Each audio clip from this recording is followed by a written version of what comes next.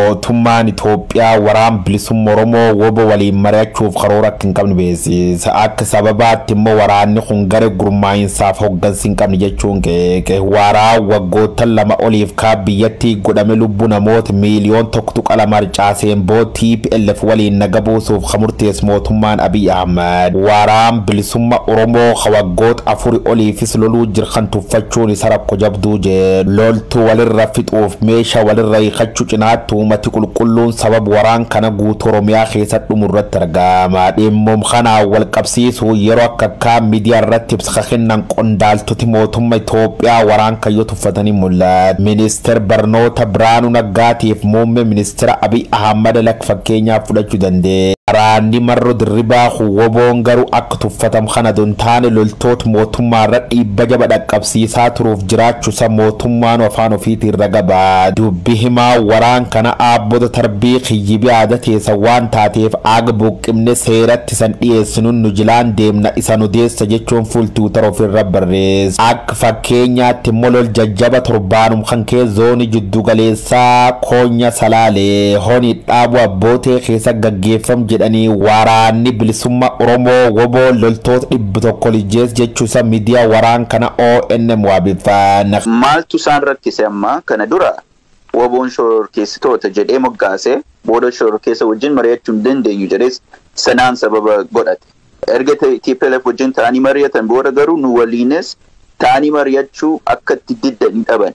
Kanaaf amma sababa haaraa uummatanii jiru. Khalees kibxati immoo gaazixeessitootaaf ibsa kenne dureen biiroo koominikeeshinii mootummaa naannoo Oromiyaa Haayiluu Addunyaa shaaneen humna wal dhageettiif gurmaa'insi hin qabne waan taateef war waliin mari'achuuf qophii miti jechuun miidiyaatti meeqaam gurmaa'insi hin qabne kan maaliif waggaa dheeraaf mo'achuu dadhabdan gaaffii jetti garuu miidiyaa gaafate tokkollee hin argine. Haasaw qondaal kanaa taansee waraanni bilisummaa Oromoo ibsa baasee mootummaan ammallee carra kara nagaa balbal cufate jechuun himata. Gubbarra xuyyuur ergee uummata nagaa fi xajalaan immoo jaarrolee ergamtu isa maqaa bagadaatiif adoo humnaan dandeettanii waggoottan arfan darban nu balleessitan ka jedhe ibsi waraan bilisummaa Oromoo amma garuu waan hin dandeenye gamuu jirtanii abdii kutadha jechuun akeekachiisa.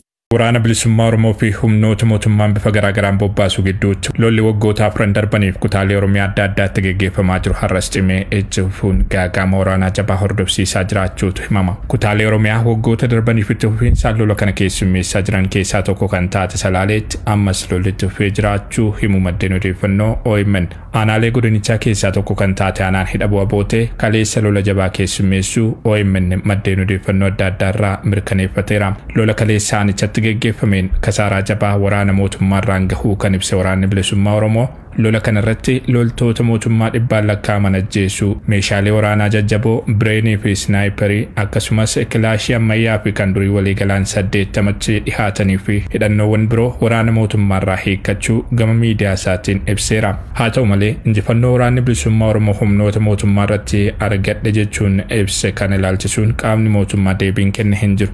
Maddeen hawaasaa gama isaaniitiin lolli jabaan aanichatti gaggeeffamaa turuu mirkaneessaniiru. Lolli kun har'as godina Shawaa Lixaa aanaa tokkee kuttaa'ee dabalatee aanaalee garaagaraatti gaggeeffamaa jiraachuu godinaalee lixa Oromiyaa iddoo adda addaatti itti fufee jiraachuu odeeffanneerra. Kibbi Oromiyaa Gujiinis iddoo lola kanatti fufiinsaan keessummeessaa jirudha. Kana malees gara godinaalee bahaa fi kibba baha Oromiyaatti babal'achaa kan jiru lolli kun waraana bilisummaa Oromoo fi humnoota mootummaa gidduutti Harargee lixa aanaa Mi'eessoo, Baalee aanaa Gobbaa, Arsii aanaalee adda addaatti lolli gaggeeffamaa turu odeeffannoon maddeen garaagaraarraa arganne ni mul'isa. Lola gaggeeffamaa jiruun kasaaraa waraanaa mudataa jiruun cinatti miidhaan lammiilee nagaa mudatu akkaan hammaateera. Keessumaa waraana bilisummaa Oromoo deeggartuu jechuun tarkaanfiin humnoonni mootummaa lammiilee nagaa irratti fudhatan jabaatee itti fufu haleellaa qilleensaa fi lafoon raawwatamuun namoonni nagaan ajjeefamaa jiraachuu qabeenyi hawaasaa mancaa jiraachuu fi sochiin hawaas diinagdee uummatichaa danqamee uummanni rakkoo irra buhee jiraachuu odeessi bakka garaagaraarraa OMN qaqqabu ni mul'isa. Haa ta'u malee rakkoo sababa waraanaan biyyaa fi uummata mudataa jiru kana tilmaama keessa galchuun waraana kanatti xumura gochuuf ammas taanaan ejjennoon hin mul'atu.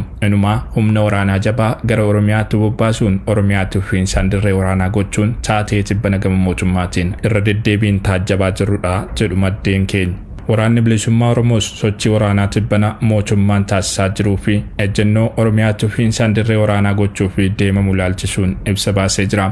Mootummaan Itoophiyaa waraana bilisummaa Oromoo dhabamsiisuuf waggoota afran darbaniif waan danda'u mara yaaleera ta'us harkatti fashalee kan jedhu waraanni bilisummaa Oromoo adeemsa tibbanatti jiruunis rakkoo uummataa hammeessuu yoo ta'e malee waraana kana balleessuun akka hin danda'amne hubachuutu barbaachisaa jedha. Waraanni bilisummaa Oromoo haalli Oromiyaa sirnaan furmaata argachuu akka qabuuf irra deddeebiin waamicha dhiheessus mootummaan Itoophiyaa dhimma Oromiyaa irratti mariif qophii mitii kan jedhu ibsi WBO kun ammoo Oromiyaan bu'uura aangoo siyaasaa fi diinagdee biyyattii ta'uun wal qabatee waliigalteen dhimma Oromiyaa irratti gahamu waa hunda nadhabsiisa yaaddoo jedhu irraa ta'uu akeeke. Dhimma Oromiyaa mariin furuuf ejjennoo kan hin qabne bulchiinsi Abiy Ahmed waraana kallattiin bobbaasuun maddeetti poolisii humna addaa Amaaraa fi garee milishaa faannoo bobbaasuun keessumaa godina Horroo Guduruu Wallaggaatti walitti bu'iinsa sabaa qabsiisuuf yaalaa jira jedha ibsi kun.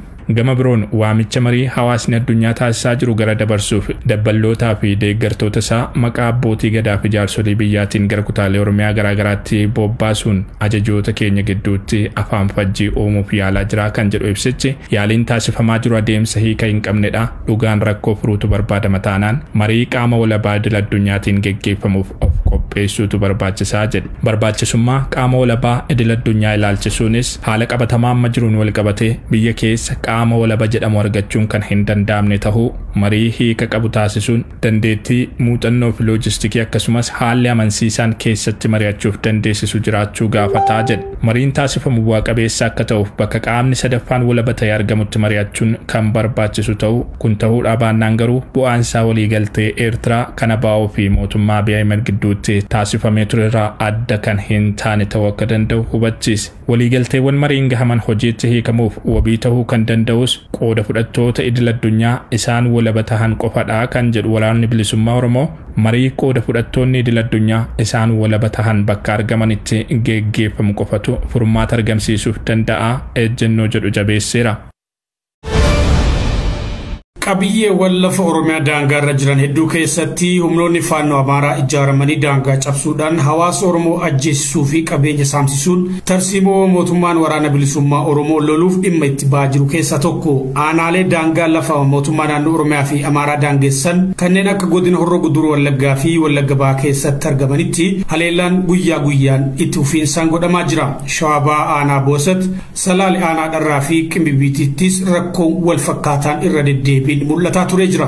Humnoonni faannoo fi hidhattooti Amaaraa daangaa ce'anii dhufuudhaan qonnaan bulaa Oromoo saamaa ajjeesuu fi manneen jiraattota gubuu taatee guyyaa guyyaa argaa jirrudha. Humnoonni mootummaa waraana bilisummaa Oromoo qulqulleessuu qabata jedhuun magaalaa keessatti namoota hedduu yoo hidhan humnoonni faannoo Amaaraa ammoo duubaan dhufuudhaan manneen hawaasaa gubuu saamuu fi ajjechaa raawwachuu jiraatan Aanaa Dharraa OMN dubbise tokko himee jira.